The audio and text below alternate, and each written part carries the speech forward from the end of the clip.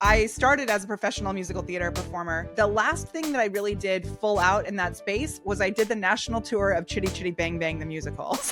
Do you know my secret trick for unlocking engagement on social? I put together 30 little bite-sized videos. I went live every day for 30 days. By the end of the 3 months, I had launched a high ticket offer on the back end, and we did 50K within just those 3 months. No hustle worship here, we're a different breed. Action is what we got if action is what you need. Content capitalists, we're breaking the mold. Cause the old ways fading, new stories to be told. So content capitalists, get to the prize. This is the Content Capitalist Podcast, and my name is Ken Okazaki. There are as many ways to make money with content as there are people doing it. So listen in as my clients, past, present, and future, unpack how they crack the code to making $1 million a year or more while capitalizing on their content. Let's get started. Hey guys, welcome to another episode of the Content Capitalist Podcast. I've got a guest with me today who I've met in person and virtually and in the chats and the emails. And the reason I'm saying this is because the anticipation of finally being able to do this podcast is finally abated. And we are having a conversation with the one, the only Molly Mahoney, the prepared performer. Welcome to the show. Hey, I am so grateful to be here. I respect so much what you are creating, what you're doing, and I really love you as a friend and a human on this planet. So I'm really, really looking forward to today. Perfect. Now, for context, before we get into talking about serious stuff, Okay. last time I met you, you had sparkly pants on, and I can't see right now. Are you wearing your sparkly pants? I don't know if anyone has ever actually asked me this before, and I had this premonition that you may ask, but can I tell you what I did? I don't know if I sent you the video. I may have sent it to you. I am wearing, like, if you're watching the video, I have like a top with cute little sleeves on it, but I'm also literally wearing mom jeans because I'm wearing my mom's jeans. Your mom's jeans, literally your mom's jeans. Literally. And I don't know if I can do this. I used to be a dancer in a past life, but I'm wearing the socks that you gave me. Oh, good. You got them. I love them. And you are are so such prepared. a goofball. Yes. So I'm wearing these socks with my face on them. I am not wearing sparkly pants, which is a very rare thing because I do love a good pair of sparkle pants. But I'm going for like the business mullet today. Perfect. So guys, if you're listening to the podcast, I do recommend check out YouTube because I would say this is a visual experience, and what you're going to see on YouTube is what I would call the full package. Okay, so check out, because I mean, Molly, you have neon pink lights behind you. You've got a blue light. You've got some tropical plants. I do have a sparkly jungle, microphone as well. I have a Shure microphone. 55. Yes. A bit of bluish green hair. What do you call that? Yeah, my hair, it's blue and purple technically, but the purple kind of fades, but it's its own color. Yeah. All I'm saying, guys, is this is a visual experience, not just auditory. So come check out YouTube. If for nothing else than to just see the prepared performer in all her color and glory and jazz. Okay. Ken is very colorful as well. I will say your bookshelf is very color coordinated, which is awesome. I do have a few colors on the bookshelf. It's true. Maybe I should add more color. I'm thinking pink streaks. I don't know. I could try that. I'll ask my kids. I think you're good just as you are. It's turning white. Is that a color? No, I don't know. Well, that's how I ended up with the blue here, is because, Tell us a little bit about your past. I know that you have posted on social media how you had some history in acting and performing. What was that about? Yeah. So, I mean, if you had told this singing, dancing, musical theater head that she would have generated like multiple millions of dollars through the internet, she probably would have thought you were crazy. So I started as a professional musical theater performer. That's what I did growing up. And then when I went and got my BFA, and then I did cruise ships, singing and dancing on cruise ships, and then moved to New York. And in New York, I went to auditions all over, crazy town audition stories, and ended up booking lots of work at really amazing theaters at random places in the country, like Fort Atkinson, Wisconsin, in the middle of Wisconsin in a cornfield, doing all sorts of musical theater productions. And the last thing that I really did full out in that space was I did the national tour of Chitty Chitty Bang Bang the musical. So it was really fun. I got to meet Richard Sherman, who wrote, I don't know how many of his movies you watched as a kid, but Mary Poppins and Bedknobs and Broomsticks and Chitty Chitty Bang Bang. He wrote all of those songs. and with his brother. And so I got to meet him. I got to do a movie with Dick Van Dyke, which was one of the most just No amazing way. Yeah, I cried the whole way home because I was so grateful. It was awesome. I was super pregnant. My youngest son, I was still pregnant with him. My oldest son was with us, and my husband. All of us were in it. It was awesome. So, yeah, it was a really big adventure. And I had my first taste of having my own business while on the road with Chitty. I launched a knitting and crocheting business, selling handmade, accessories backstage with an Kind of Etsy like shop and all Etsy. kinds of Yeah. stuff. Yeah, Okay. Okay. yeah. And what year was this? Just so I have a It was. grasp on that. I moved back to California in 2010. So all of this was pre 2010. While we were on tour, we decided we wanted to move out to California. We were in New York. So we moved back to California and got married, to have kids, all that kind of stuff. And that's where the prepared performer came from. Hmm.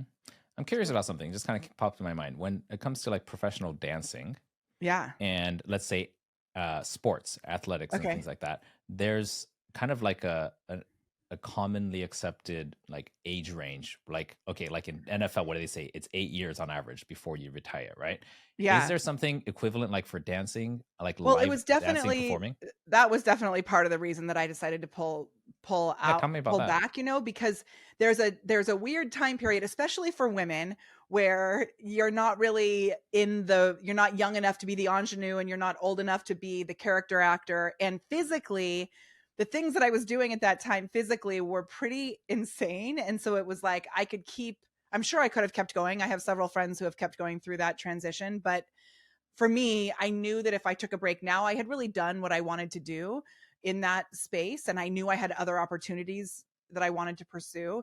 And I know that I can always go back to it.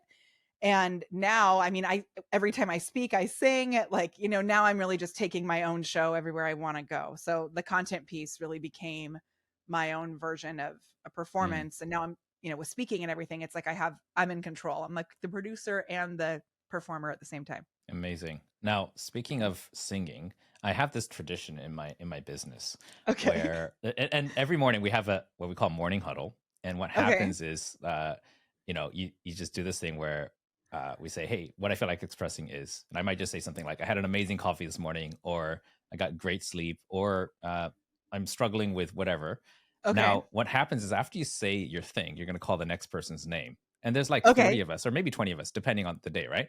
Like, Yeah. so I'm going to say, Molly, what do you feel like expressing? Now, if you get the name wrong, that means you're not paying attention. Like, because I want everybody to pay attention. And if you get it wrong 3 times in a row, you have to sing solo for 30 seconds. So, no, that is just this thing, right? And it's just kind of our fun thing we do internally. Now, on the show right now, she's a producer. She actually won like an international championships of singing. So a lot of times we're just like hoping she gets it wrong so she gets to sing for us. Her name is Sandy, and I don't know, Sandy, if you're listening to this, talking about you, obviously. But Molly, what is the song you love singing? Tell me about that. Like Oh, one of your favorites. well, when I speak, I almost always sing Somewhere Over the Rainbow, and Uh huh. I tie it into whatever I'm speaking about. And Mm, from time to time I thought, I should change that up, but it's a song that really resonates so deeply with people. mm. Most people have a connection to it somewhere. The lyrics and the song itself, like it's easy to sing a cappella. I also can like put my own little nuance into it. So I don't know if you know that I was a singing teacher. That's really what I did with the prepared performer when I first started. I was a vocal Mhm. coach.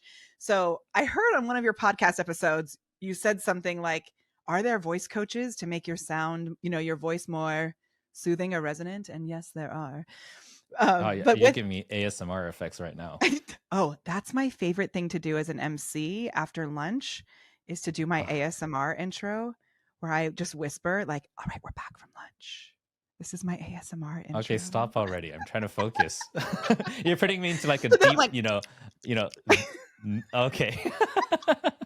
Have you ever actually you did that like live on stage? "Oh, I do it all the time." And then Oh, everybody kind of wow. because it's hard to get attention after lunch. But does And it work without headphones though, like on speakers? oh, it Like do people totally have the same works because effect? people look around. I mean, they see me on stage and they start noticing it and then they all look around and then everybody gets really, really quiet because they can't really hear what I'm saying. Ah, It's a really that good makes trick. sense. But yeah, I Mm. love Somewhere Over the Rainbow. I also really love like painfully slow, sad songs like Spring Can Really Hang You Up the Most. So like heartbreaking jazz ballads. And then my favorite song to sing Like in a business setting is Whitney Houston's I Have Nothing. Ah, that one's so powerful. Like It that gusto is amazing It's that our she did there. so it's actually we have a whole launch strategy built around that song because it really follows the ebb and the flow of what I believe we should be creating if we are leading someone to purchase. That if we came out with the key change right away, even if it's Whitney, you'd be like, "Whoa."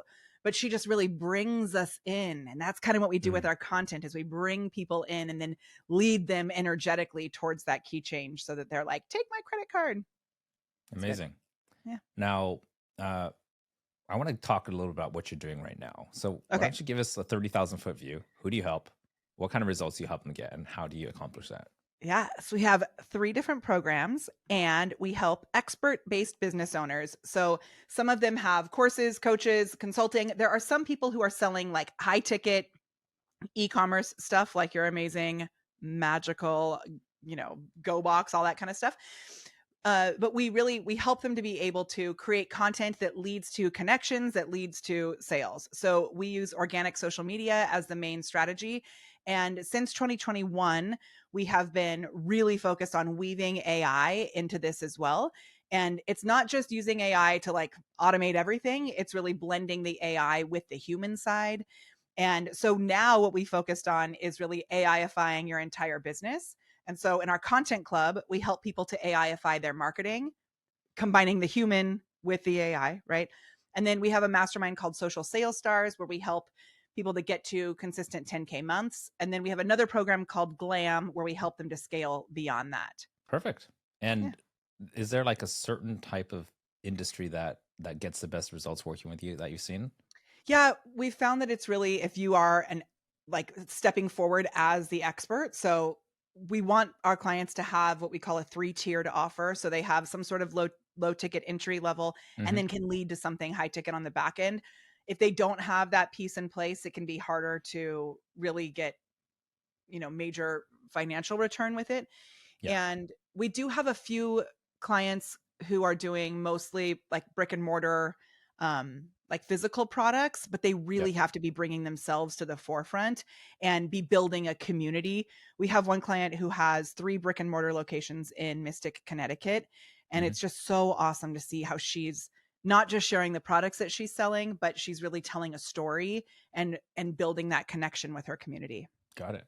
Got it. Yeah. So I think there's a lot of people pretty much who can use what you're doing. Yeah. Let me ask you a question before we jump into like what's working right now, which is the section I want to go into next. But tell me about the name Prepared Performer. Were you finding a lot of people unprepared and you kind of wanted to to help them to think differently? Like what's with the name? Yeah, I mean, so I have my BFA in theater and in dance, theater and dance.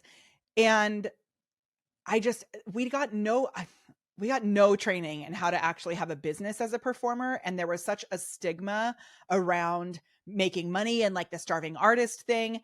And when I got to New York, I really was like, what do I do? Luckily, just by total random chance, a friend of mine that I had worked with in Vegas was actually at the airport when I got there. This was like before the internet really. I mean, there was the internet, obviously. I'm not that old, but there wasn't like Facebook. And, I don't even know how we figured out that we were both at the airport at the same time. So at the airport, we exchanged information and she gave me this printed out guidebook of like what places to go to for auditions. It was such a gift that she gave me, but I thought like, how do normal people figure this stuff out? And luckily I had, friends from college who helped me get a job at Ellen Stardust Diner, which was like the singing waiter restaurant in New York that's awesome and crazy. But I realized that most people didn't get the training that I got from my friends. And so I put together, videos and blog posts. I was listening to Pat Flynn and it was like Mhm. I did everything Pat Flynn said to do and helped people to be able to prepare not only in their skills and their talents, but really how to actually book work and how to value themselves enough to know that they deserve to be paid and like how to network, all these kind of things. So that's how it started. Okay, perfect. Now I got a few questions. I want to go Okay. into like what you're doing right now. What's like popping off? Okay. Uh, and when I say that, what I mean is I see you in these screenshots of these coaching sessions you're doing. A whole bunch of people there. You're talking about AI. obviously, people find it valuable enough that they're paying good hard-earned cash to learn this from you. Is Yes. there any version of that you can share here for my audience Oh, that yeah.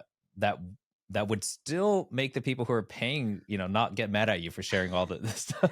Like, there's a balance, right? But I'm hoping to sneak in some, tidbits of, morsels of value here into here that people can Yeah. actually use. Yeah, I would love to. So we have a framework called the social selling circle that we use combined with AI. So we have these AIFI, accelerators that we combine within our organic social frameworks. Hmm. And what I love about it is that social doesn't have to mean social media. Social can mean in-person events, like where we've been together several times. So we take this framework. I can walk through the framework if that would be helpful. Yeah, let's do it. Yeah. Okay. Awesome. So the beginning of the framework actually is way back to what I did when I was in school getting my BFA in theater. And eventually in 2016, when Facebook Live came out, I realized rather than coaching performers how to have a career, it would be much more effective and there was more potential if I would coach business owners on how to perform. So Mm. we switched everything in 2016. Underneath all of that, I was still the same person and I was still honestly bringing a lot of the same skills and strategies to the table. Just the more that I grew my business, the more I could help them with their business as well. So in college, on the wall, there was this giant sign that was Stanislavski's like key to becoming a successful actor. It was this giant chart. And on the Mhm. bottom of it, it said in huge letters, work on one's self. So Mm. before we do anything, before we start writing content, before we start creating videos, we always put you at the center of this. So can you do a little exercise with me? Let's do it. This is Okay. fun. So what we're going to do is we're going to take our hands, and if you're listening on the podcast, we're going to make a giant ball with our hands. So Ken, make a ball with your hands like this. Okay. Okay. Now inside this ball, you're going to put everything that you provide to your clients, your customers. These are the things that the benefits, the features, the things that they throw their credit cards at your face for because they love them. Okay. So put them all Okay. in here. You got them in there? Got it. Okay. Now we're going to take this ball and we're going to throw it in the air. Whoosh. Okay. Okay. So now all of our business benefits are floating above us like Mikey TV in Willy Wonka when he's like flying across the screen to get into the Wonka vision. Okay. And what are you left with? In my hand, or what do you mean? I've got Well, a just cloud. like what are you left with in general? If I throw up everything that I give to my clients that they pay money for, what do I have left, right? Yeah. Yeah. My personality, I guess. Yeah. So some people say nothing, but the real answer is you, right? So it's your personality is a piece of it, but there's so much that makes up who you are. And this is the thing that I find really is the unique differentiator, especially with everything that's happening in AI. And yes, I know for most people, it seems like AI really took off in 2023, but we've had an AI content club since 2021. So we've been working with these automations and these robots and these, learning language models, all of this since 2021. And the biggest thing is, how do we explain to the AI that we are this unique human so that we can then put that message through to our potential clients as well? So we have this exercise. It's called the quesadilla of awesome. Mm. And so the quesadilla of awesome is where you're going to make a list of 20 things that make you a uniquely awesome human being. And when you make this list, it really brings together who you are. So I made a little acronym. It is the word SAVE, SAAVE. I spell my acronyms wrong because I can't spell. And so I want everyone to know that they'll be okay if I can't spell in my other copywriting. So do you want to know the acronym? Do you want to know what it is? Obviously. Okay. Just making sure. So the first thing is your skill sets, the things that you're naturally gifted at. And what I find actually is, like, for example, we crafted an entire launch on Facebook with Jeff Walker. We were on his team for 2 years. He was a client of ours, which was so awesome. But in 2020, he took the whole PLF formula and we helped him to bring it on to Facebook. I did this quesadilla of awesome exercise with Jeff Walker, which was so fun. I've done the quesadilla of awesome exercise with Rich Sheffrin, which was also so fun. People that you think maybe like, they've got it all together. They're like old school, super successful. Sometimes I find when we're in that place, it's even harder for us to pull out the human side because it seems silly, it seems trite, but really these are the things that create that stickiness that people remember us for. So the first thing is your skill sets, the things that you're naturally gifted at. The next is your appearance. And we already talked about it earlier, right? So having something that is a consistent through line with your appearance creates that stickiness, especially if you're creating videos, if you're on stage, if you're going anywhere where people are seeing you as a human being. And a lot of us, when we're creating videos, we see our own self and the gremlins creep up. So it's not about what other people think about us. It's what we think about us. Mm-hmm. Right. So write down the things that you know make you feel like a rock star. For me, it's like giant earrings, a little bit of blue in my hair, V-necks over turtlenecks, whatever, the things that you know make you feel awesome. Sparkle pants, obviously. Okay. The next thing is your activities. And so these are separate from your business. So, skiing, you guys have been on crazy trips recently. I've seen like awesome, traveling, knitting, crocheting, swimming, whatever it is, the activities. The next one is your values. And so this is super important so that you are attracting the people that you actually want to be working with, as opposed to attracting people that actually drive you crazy. And then they hire you. And then you're like, oh my gosh, I do not want to work with this client. So the more you can weave your values through everything you do. Some people can't handle my blend of crazy. They can't handle my standing for joy as a fierce form of activism. And that's okay. They can go somewhere else. Right. So double down on your own values. Even like having the Content Capitalist podcast, you know that you're going to attract certain people that value something similar to you when it comes to content creation. Right. Yeah. Okay. The final one is things you like to eat. Okay. So do you know my secret? Do you know my secret trick for unlocking engagement on social? Food? It is a very specific type of food. So what you do is you go to your personal profile on Facebook. It works best on Facebook. It can work on LinkedIn as well. It's just a text only post. And you write these 5 words: Brussels sprouts, yes or no. For whatever reason, Brussels sprouts, people go crazy. And oh my gosh. I'm going to do it right now. Hold on. Okay, do it right now. Do it right now. I have to show you do it right now. And by the end of this talk, let's see how many people engage. You'll see. All right. I'm sure you're going to get some people. You'll see. I'll tell you what to do with it afterwards, because it actually can lead to sales. I've had 4 people send me a dish towel in the mail that says every day I'm Brussels. People will send me pictures of their Brussels sprouts at restaurants. And this has to come from what you actually really love, right? The socks, you sending socks to people. I'm going to think of you every time I see goofy socks, right? Okay, I posted it. So did you post it? Yeah, I posted it. We'll see what happens. This could be fun. I can't wait. So once you have that list of the things that make you uniquely awesome, we're going to do this really scientific thing. So take your fingers, and if you're listening on the podcast, just go to YouTube. Okay, but you're going to take your fingers and you're going to tap your fingers on your chest. So tap them on your chest like this. And then we're going to do this thing. You're going to move your shoulders. Okay. Moving your shoulders. You're doing good. You're doing good. And then you're going to hum a little bit okay. And now you start to feel your own awesome going through your entire body. And I call this the money dance. So this is the money dance. You're going to do that. Okay. Doesn't it feel good? I'm not yet, but I think I'll get there if I keep going. It's a little bit better when you stand up also, but really probably, the point of it is that you're going to bring your own goodness, your own true authentic self through your whole body before you write copy, before you tell ChatGPT what you want it to do.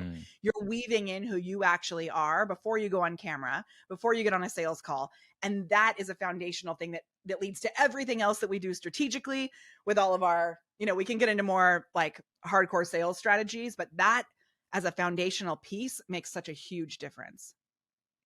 I love it. And how much time I guess I kind of call it priming, right?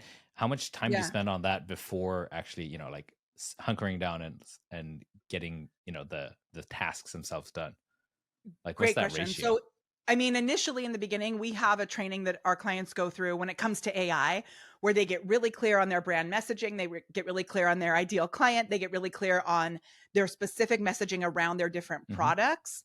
And so that you would take a couple hours to really get clear on that in the beginning, maybe even, letting it ruminate for weeks until you really get it down. But then after you've already set that, as long as you're checking back in with it, the money dance really helps you to do it. Like, it takes just a few seconds. You don't need something that is going to be like a full, you can do a vocal warm up. I have a 7-minute vocal warm up, but really you only need a couple seconds to like tap just it until into you feel awesome it, right? to be there. When you feel it, that's it. Got it. Yeah, that's good. It's so interesting because I'm trying to stay disciplined. Like, I just started like consistently working out not long ago, like maybe a year, right? Okay. And for me, it's just like everything is digital, meaning that like, okay, 15 of these reps, this much weight in this much time. And that's when I asked, I'm just like, wait a second, no, this is not about getting in the reps. It's just about feeling it. I need to put on some rose colored or pink glasses or something. And then that could be it. I don't know. Well, and it allows you to be a little more, like organic. And when we talk about the fact that, what's coming in the future, I think where we're at right now, because of everything that's happening with AI, so many people are creating way more content. The internet is filled with content, and they're like duplicating exactly what other people are doing. Yes. Like everybody has a Hermosi video. So what are we doing to make sure that we're really bringing our true self? And sometimes that means that we're doing like a pattern interrupt, and that pattern interrupt is caused because we allowed ourselves to really truly pull from the real, organic, authentic version of ourselves. And I know authenticity is like a buzzword, but it's true. Some people do it right. Some people just use the word and then they stick whatever they want next. I'm serious. They just like, they say the exact same thing. They're just like, it's like they ask ChatGPT, please place the word authenticity in here at least 4 times. And it's like they put the word in there, but it might as well just be a placeholder, like dear first name, that's what it feels like sometimes. And I think that's what most people are writing when they're using something like ChatGPT or Claude or whatever you're using, which is why like I'm so grateful for the fact that AI has forced my clients to actually take the time to do this kind of prep work on themselves, and then also on like their ideal client. So many of the foundational best practices don't get practiced. We just skip past them. But when it comes to using these tools, if you don't have that in the first place, then you're just going to get either a bunch of junk, or you're going to become a zombie. And zombies are already dead, but you bore them back to death because they're, it's so boring. So we're going to have to, qualify that. So you're not a zombie, you're a bored zombie, or you're sleeping zombie. That'll be sleeping zombies. It's sleeping like zombie. What is happening? Question. You're talking so much about getting people in the right frame of mind, and focusing on the right things, and becoming their authentic selves. And have you seen it in yourself or in your clients ever conflict with the need to make money as a business owner? Like, because a lot of people, in my experience, they come into content creation thinking, I need to make content so I can make more money. And sometimes it's going to interfere with them actually creating great content that will eventually end up creating them, helping their business more. How do you see this balance, or what some people might call a dichotomy? I wish more people came into it thinking they were going to create content to make money. I think most people create content because they've been told they are supposed to create content, and then the content just sits there and they don't do anything with it. They don't repurpose it. They're not building a library that they're using strategically, and they're not following up with people. So first, before we get into that piece, what you just asked, it's like recognizing that this may be blasphemy, what I'm about to say. Okay. So I apologize if this is like bad, but I don't personally believe the video is actually the most important piece. I think what you do around your video is way more important, because you can create really amazing videos, but if you don't ever make an offer, if you don't ever follow up with people, if you don't have a system in place to get people to your video, then you may make a beautiful piece of art that nobody sees. So I think that's important. And then also talk to Ken, because he can help you make really nice videos. But I that piece, sometimes people get so committed to their mission or their message that then they don't end up making sales. So I've seen this happen where actually I was at Social Media Marketing World years and years ago, and I was walking with a friend across the street, and someone who had been speaking there was walking toward us, and he said, oh, do you know Molly? I'd love to introduce you. And we didn't know each other, so we said hello. And then he said, how you doing? And this person was holding a giant box of books, and his whole body was like deflated. He dropped the books on the ground and he said, I'm horrible. And I was like, what? And he said, I just overdrafted my bank account to get these books out so that I could go to this book signing. And my heart broke into a million pieces. And I was like, what are you talking? And I just had met him, but I like grabbed, he was taller than me. And I like grabbed his face. I was like, please tell me, like, I can help you with this. And he said, I'm on all these stages. Like Twitter shouted me out as like the top live streamer in the world or whatever it was, some big, huge thing. And I actually have his book. I just saw it yesterday on my shelf. But he was like, I'm doing all of this stuff. I've been all over the world speaking about this, but I cannot figure out how to monetize it. And it made me so sad. And so what we tell our clients, which I think is really important for all of us to keep in mind, is that there's two sides that you have to have when you're using content to create revenue, to build a business. One is your intention, which is from your heart. What are you looking to create in the world? What's the impact that you're looking to make? Are you looking to motivate? Are you looking to educate? Are you looking to inspire? What are the things that you're looking to create as a human being, human to human? And on the other side, what's your objective? So are you, what are you selling? What's like the real tangible result that you're bringing? And it can go both ways, where if all you're thinking about is your intention, you're not going to be able, you're going to overdraft your account getting your books out, which is like really horrible and a shame. And then on the other side is if you're only selling and you're not doing any of the other piece, that's where you become what we call a salesy weirdo. And it's like, you're just going to be so hard sell that people are going to be turned off because that's all you're about. So if you can find that nice balance, bring in the authenticity with the like business strategy, that's like when it really works. Amazing.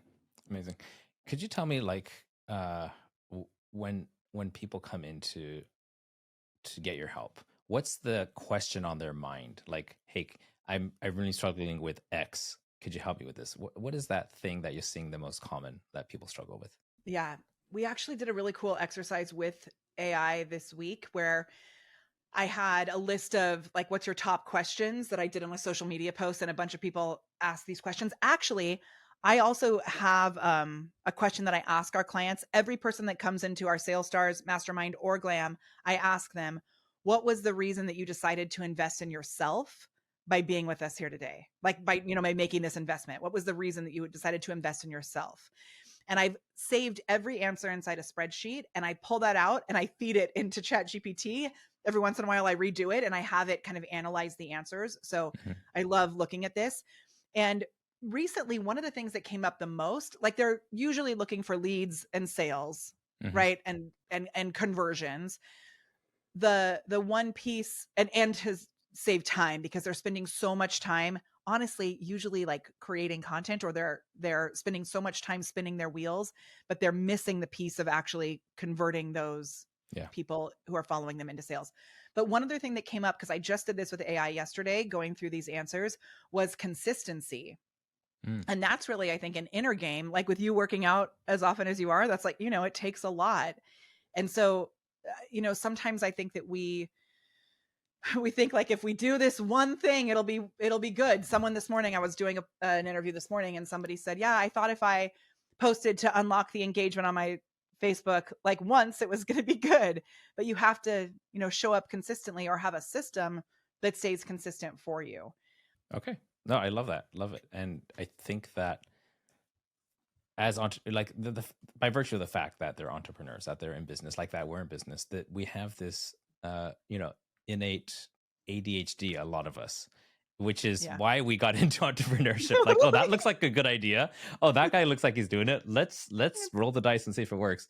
And I think there's this balance that the people who do make it to like that 8-figure range are the ones who've learned to take that creativity and put it in its place, and then layer on top of that discipline, which is a word that it's kind of a dirty word in a lot of circles in entrepreneurship. But I think that if you want to become recognized and respected for what you do, there's a certain level of discipline that you got to bake into your daily, weekly, monthly, yearly, decade, type of minutely. Yeah. And it's like focus, right? I mean, for us, if we didn't stop doing, and this was just me at the time, but in 2016, if I didn't stop doing everything and only focus on Facebook Live, we wouldn't have done what we did, right? I'm like a cuckoo, multi-passionate human, but deciding to focus on Facebook Live in 2016. In Yeah. 2018, we decided to focus on messenger bots. And that gave me so many opportunities because it gave me something that I could be known for and made it so that people could understand. Right. And then, Mhm. you know, we did a lot with video and messenger bots and all of that for a while. And now when AI came out, really going in on that and the human side of AI, Mhm. we still are doing all this other business strategy and communication. And I have clients that I'm helping with speaking on stages. But by choosing that thing to really focus on, and it makes it so that people can understand what you're even about or what you're helping, Yeah. you know, they can recommend you. Yeah, that makes so much sense. I like that. I like that thing, focusing on one thing. Being known for too many things means you're not known at all. You're forgotten, and which is sad because, you know, the jack of all trades are actually probably some of the most useful people around. But you got to get noticed these days, and it is something that I drill down really early on with my clients too. It's like, what's the one thing you want to be known for? You know, we had a client, Dr. E is her name, and her Okay. TikTok is The New Method. And she said, I want to be the next Dr. Oz. And she was so committed to that. She currently has 600,000 followers on Wow. TikTok. They booked 122 calls in one day when Mhm. this thing really first took off. And it's because I think she I know had that. Dr. E. Yeah. Yeah, She's it's yeah, go ahead. no, it's like amazing. But it was that fierce focus and the blinders that like, no, this is happening. And even with 80 medical patients a day that they see in her office, she took one day out of the week to create content. Her whole team is a part of it. It's awesome. Amazing. Amazing. I got to go catch up and see what she's doing recently. It's so good. Oh yeah, I obviously. Duh, I forgot that she got a Go Box and all that too. I forgot that we had all That's right. connected, Yeah. So y'all. she was actually one of the very early buyers of the Go Box Yeah. after you. And I think she's been rocking that thing. She looks really good on it. Yeah.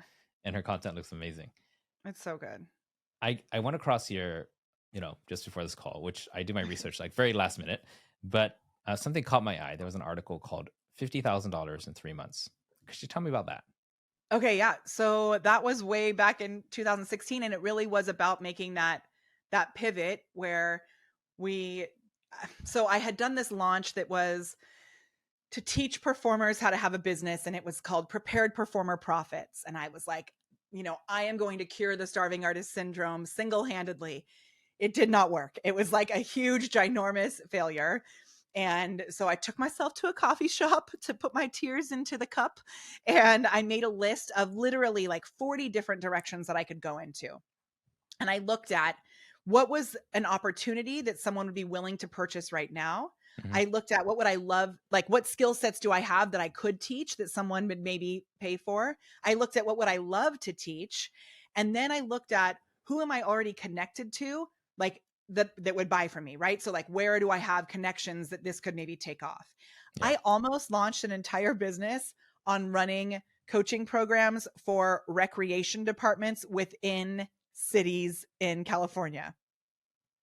I am so glad I did not do that. But my dad has a municipal tree trimming company. And so he has a relationship with the cities. And I had done that one time for a dance student's parent. I had gone and taught their recreation department how to have more confidence and communicate with the community. But I didn't do that, thank goodness, because what I did is I looked at what's the hottest thing right now, what's the trend that I can jump on, Mhm. and Facebook Live had just came out. And so I launched, it was so awesome. I launched a program called Camera Confidence, and I had an empty Facebook group. I charged $47, and I had an empty Facebook group and a spreadsheet, and I mapped out what would it take for a regular person to feel confident on camera. And I put together 30 little bite-sized videos. I went live every day for 30 days.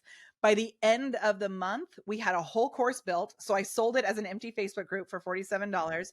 And we had several people, you know, I just reached out to my friends. We had like, I don't know, 20 people, let's say, buy it that first round.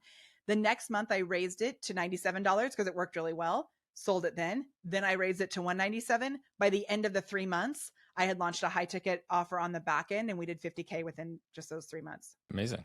Amazing. And is that the first online money you made? I had sold voice lessons. I mean, when I actually paid attention to YouTube back in the day, I did pretty well as a vocal coach. So if you look back on my YouTube, it's all still there. You can learn how to sight read a C scale like nobody else's business. So I had made money online through that, just not very much. But that, like hitting that the 50K in 90 days. It was such a mind-blowing thing to me that like this was really possible. And that same course you can still buy today, and it is $5,000. So the fact that I could have started something with an empty Facebook group and literally just like my phone going live there every day. Yeah. And now the videos are pre-recorded, or, they're a little fancier. It's mind-blowing to me that that little $47 idea turned into a 5K program. Perfect. I love that. It's just the origin stories are always so amazing how relatable they are, because if you go back to when somebody, this is with everybody, the J.K. Rowling story and everything, you just get started, right? Put yourself out there and overcome that fear of being judged for trying to be something, which I think to some level we all have imposter syndrome at some point. Now you said something interesting, which I'm kind of latching onto here, and it's kind of it's running around through my head. And you said how you recognize certain things that were new and trending, and if you just focused on that, then it really helped propel you. Now I'm seeing all over your feed, you're talking about AI, but are there other things right now that you're seeing and thinking, maybe this will be the next horse I jump on? That might be my next thing. Maybe you're not going to action it right away, or maybe you'll never action it. But could you give us some other potential trends that maybe my listeners could get some ideas and this could be their thing? Yeah. And I do also just want to say that even though AI seems like it's so saturated in our space, I think there's still so much potential for people to add AI into their own niche Mhm. and to use it as a differentiator in their own business. So there's a whole bunch of things that you can be doing to weave it in that most people don't even understand or know about. So I still do believe there's this like technology adoption curve, right? Where you can have early adopters, innovators, early majority, late majority, and then the laggards. We're definitely still on the early side of that. Oh yeah. So, Oh yeah. that's a good thing. One thing though that I think is really important is that as more people are using AI, the new thing is like being a human being, Mm. because people are going to, and they're already, I think, they're forgetting what it's like to actually interact as humans. So there's way more about live video, live like interview skills, things like that. Yeah. There's Yeah. way more about in-person events, I think, are taking on a whole new meaning, because we're seeing so much of the side of things. Like I have an AI version of myself that I Mhm. use in my videos sometimes, mainly because I think it's funny. But the technology is getting so beyond amazing. And even like if we look at the sales bots that are out there, I mean, There's people voice sales know bots now. it. What'd you say? There's voice sales bots now where you could I know. it's kind of like you're talking to Siri, but it's on the phone with Exactly. a bot that's got an objective. Yeah, that has like a purpose. It's weird. And so the more we can be, I think that's a huge opportunity to be someone who can help people to weave their humanity Mhm. through this, Okay. and still find ways to obviously use automation, but it's that mix between the organic and the crafted, or the non-organic, that we can combine those two Yeah. together. Um, that's, I think, a huge opportunity in the future. There's also, like Web3. I mean, did you see the video with Mark Zuckerberg and what's his name? His Oh my gosh, Lex Friedman. Is that his name? Yeah, I did. I did with the new VR goggles, right? Yeah. That was pretty dope. Like it It looked pretty real. It It looked was pretty real. awesome, I thought. And it makes me wish that like my grandma was still here and I could do Oh that with man. my grandma, If you didn't see it, if you're listening or watching, whatever, they had these new VR goggles that bring in an AI version of you, and it looked like they were really together in the room. Not fully real, obviously. There's something that's a little off, It but felt like a high quality CG movie, That's what it yeah. felt like. Like you could kind of tell, but it wasn't off enough that you felt creeped out about it. It looked real enough that you could forget if you're not If focusing on you the fact allowed that it's yourself CGI. to. Yeah, exactly. And this actually makes me think of something else that I think is going to be a really great opportunity, is like brain health, because Mm, we're doing so much that is not normal for our brains. So when you mentioned the athlete thing earlier, yeah. I actually work with a client of mine, has a book called The Singing Athlete.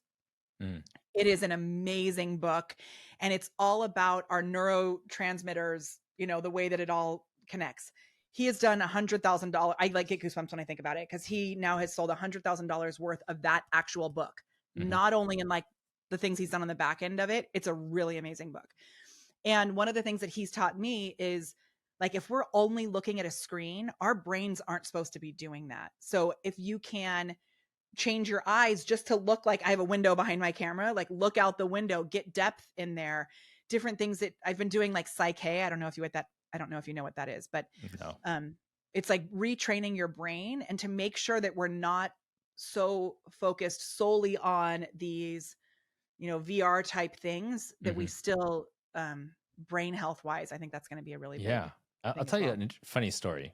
I like currently right now in Japan, I've got some friends of mine. They're actually my client, but also a great friend from Australia. They flew all the way to Okay. Japan because their daughter wanted to hang out with my daughter because they're like, they're best friends. Now, so we go out and like you mentioned earlier, we went to an island vacation. And so, my kids could hang out with their kids. And what's going on is my girl is in her hotel room and theirs is in theirs. I'm just like, hey, don't you guys want to hang out together? Like, flew all the way from Australia. It's like, we are. And they're on their phones on Discord. Totally. And I'm like, we're on a vacation resort island. Someone flew in from Australia and this is your version of together.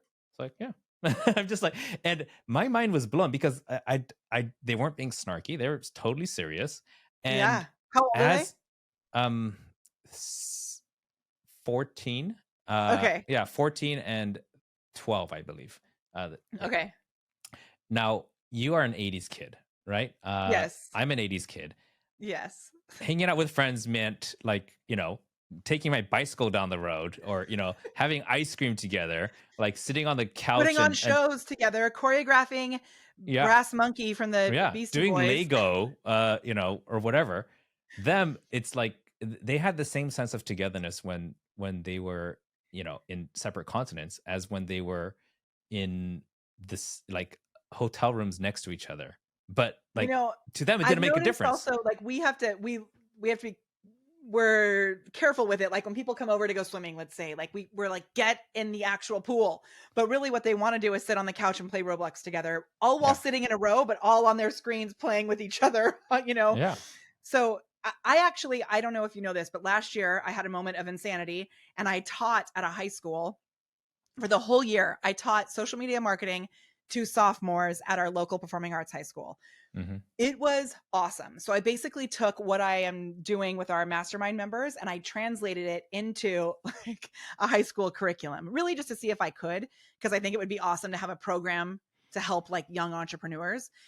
And one thing that I found so interesting was actually how opposed to technology they were, and how they were Interesting. really standing for, obviously they got in trouble for being on their phones all the time, but like they really also were standing for the fact that it's like how it silos us, and how depression and things like that can come up as well. So Yeah. it was inspiring to see their opinions about AI and that Mm. kind of stuff too. Everything's full cycle, isn't it? Like Yeah. even when I see like 70s retro jeans and hairstyles again, I'm just like, yeah, it's full cycle. It happens. Yeah, Uh, I mean, that was still retro when we were kids, but now it's like 90s or like the retro, retro, 2000s, or, retro. We're gonna see like togas coming back. Roman togas at some point. What's the thing about the Roman Empire? Like how often do you know How that? often do you think about the Roman Empire, right? And it's Yeah. weird. I saw that trend, and I'm just like, do I? I'm just like, holy crap, I do. Why? I don't know. I do though. And if someone did ask me, I'd be just like, yeah, why do you ask? Like, how did you know? Is what I'd be thinking. Like, uh, it's weird. I Uh, don't think I ever think about the Roman Empire, but I do think of like Game of Thrones. Like I think of okay, like good enough. medieval Good enough. times. Like How my close is that? favorite podcast I listen to right now is called, and I'm free to admit that my own podcast is not the one I listen to more than all the rest. There is one called How to Take Over the World. And Okay. if you haven't heard that one, you should. It's this guy he reads like multiple biographies on people who have taken over the world in some aspect. He did Steve Jobs, he did Ray Kroc, he did right now I'm going through Genghis Khan, Napoleon, Winston Churchill, Caesar Okay. Augustus, and this guy's claim to fame, besides the fact that his podcasts are really immersive and really interesting, is he looks for parallels that Mm. can be used in these people's life trajectories and modern day CEOs and political leaders. And Mr. Beast is actually one of his clients, and he pays Okay. him to help him figure out, like, okay, who is my alter ego from history, and what Mm. mistakes did they make that I can avoid? And that's the kind of consulting he does. And so Mr. Beast's alter ego is Walt Disney. So he's saying, okay, what? Oh, that's amazing. I didn't know that. I mean, that's like, can you see? I don't know if you can see um all of my mouse ears on the Yeah, wall wow, over yes, here.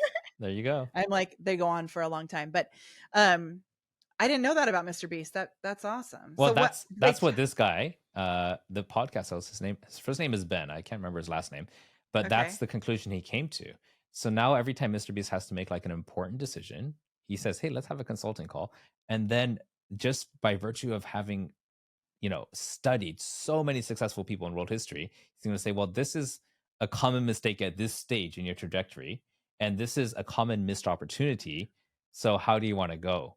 And he just has reference upon reference of historical data on what actually happened, not theorizing what could happen.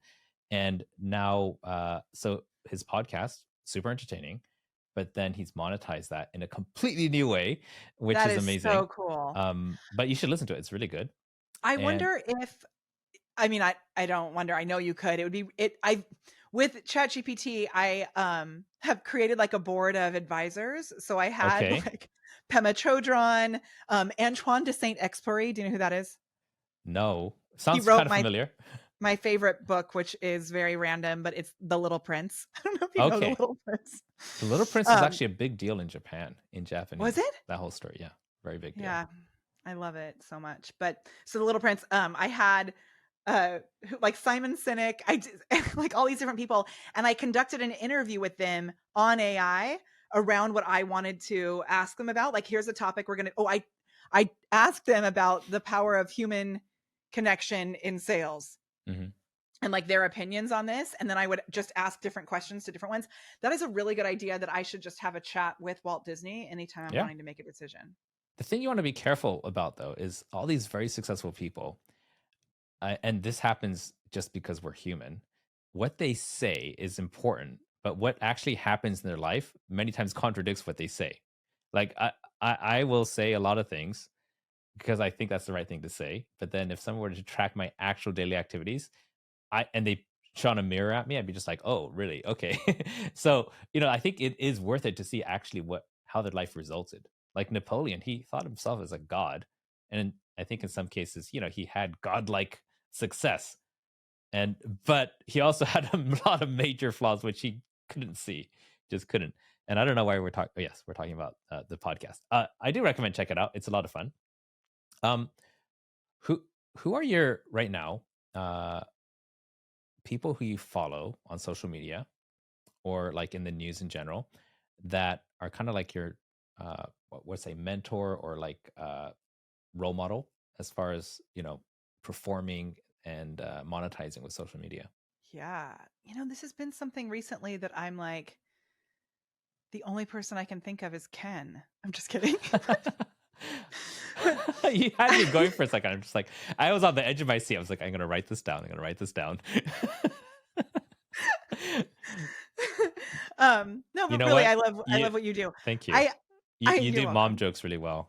Thank you. It's my mom genes. That's what makes it work. It's the genes, Um, yes. yes. I've been in an interesting place recently with content where I'm like, there's so much out there about like, how many short form videos can you do?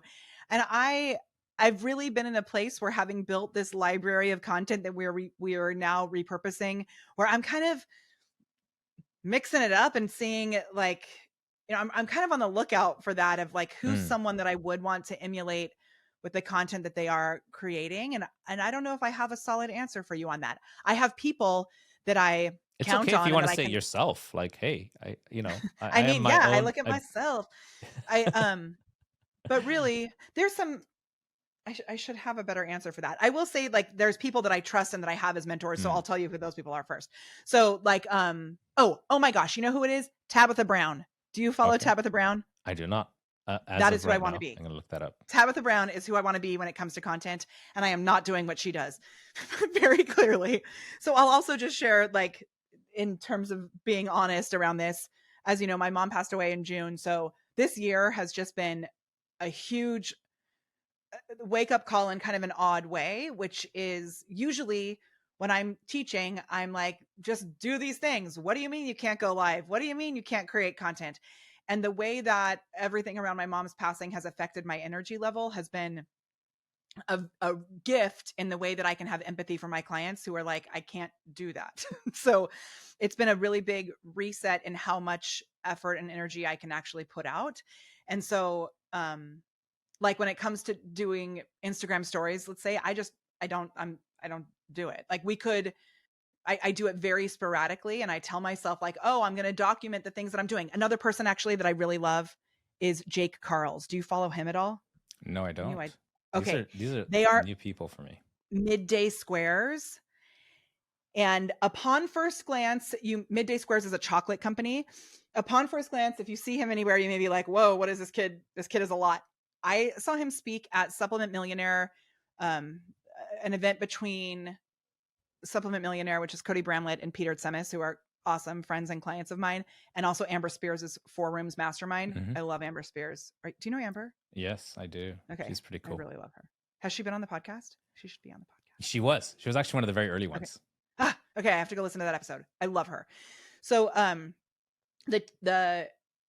at their event, Jake Carl spoke, and it was a lot about the way that as this chocolate company, what they've done, and this is something I really want to do, and I haven't done it yet, but they've taken like old phones and they have them all over their house and chocolate factory, so that at any moment they can record really easily. And I know it seems like we have a phone with us in our hand that we could record on, but I really do think having that set up where you're like, you can create whatever that content is right there. It's something that I am going to be doing in the next month or so. I just think it's a really interesting way to document what's happening, because so much happens in our life that we could then document. And I love it. But when it comes to, what'd you say? I said, that's a really cool idea. Yeah, that is.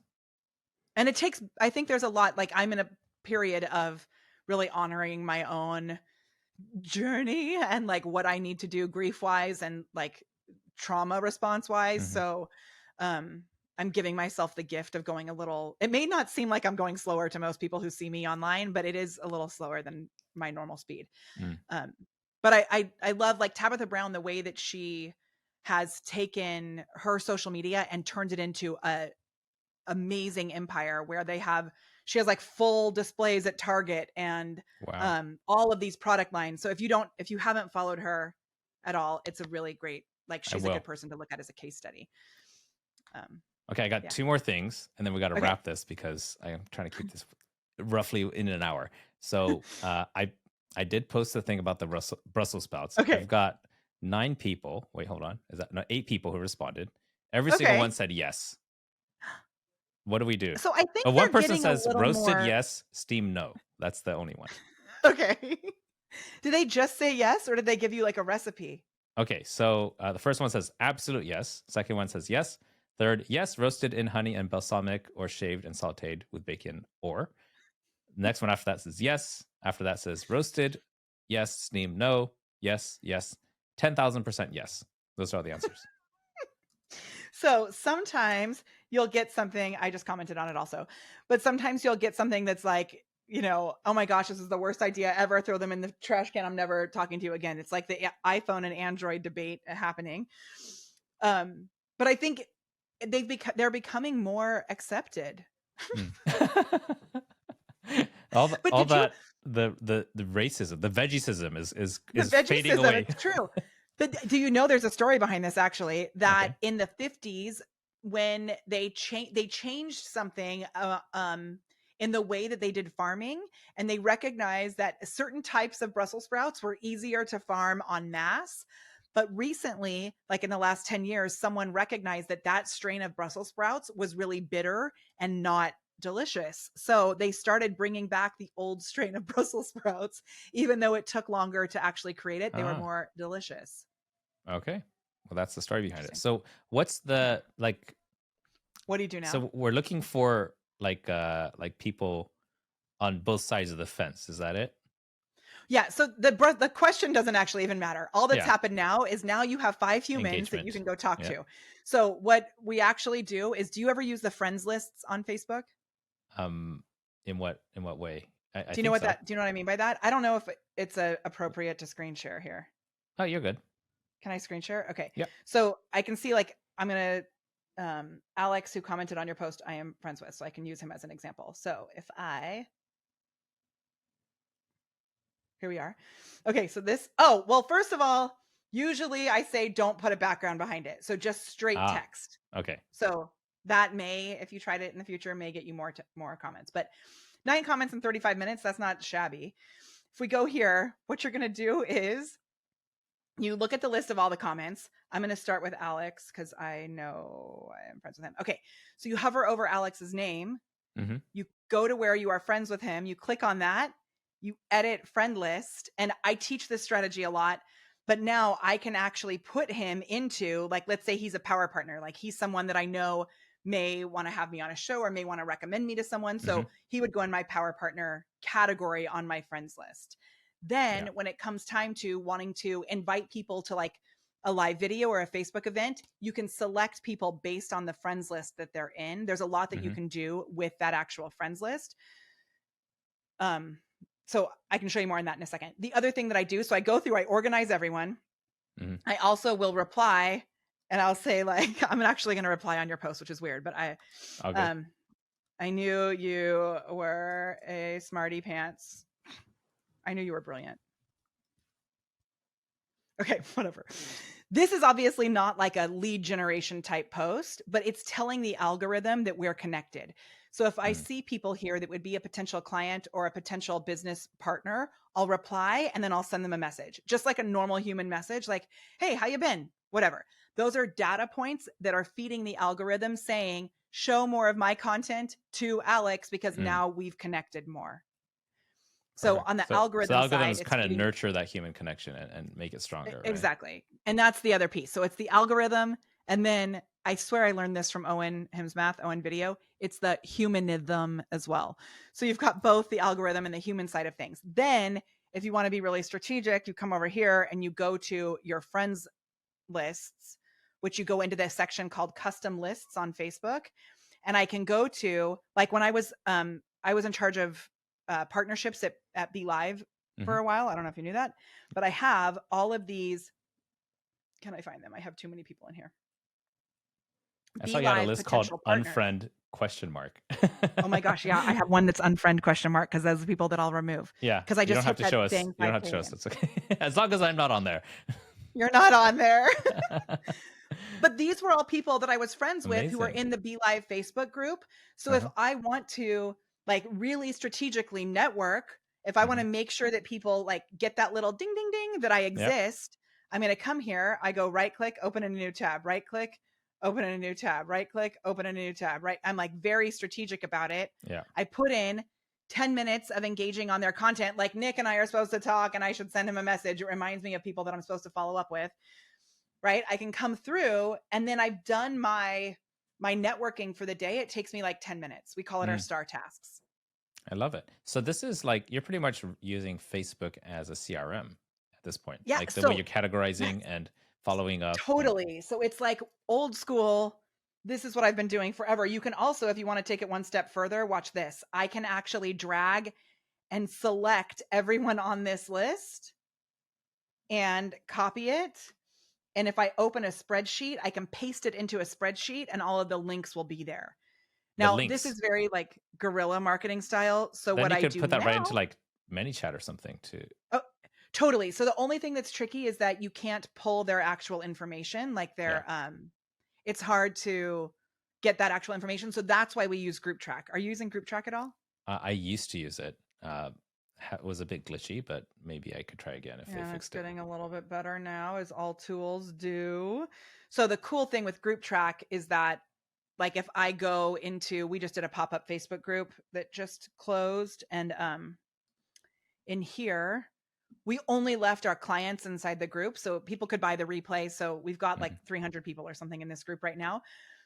But all of these people, I have their information. When I hover over this, it pops their information up here that shows like their email and all of that, because they had to answer questions when they joined the group. Yeah. 200 people. But all of this engagement, I'm tracking it in a full CRM with pipelines that connects to high level. This is getting really good. And I feel like I want to follow up with you and figure out more of this stuff, or just join all your courses.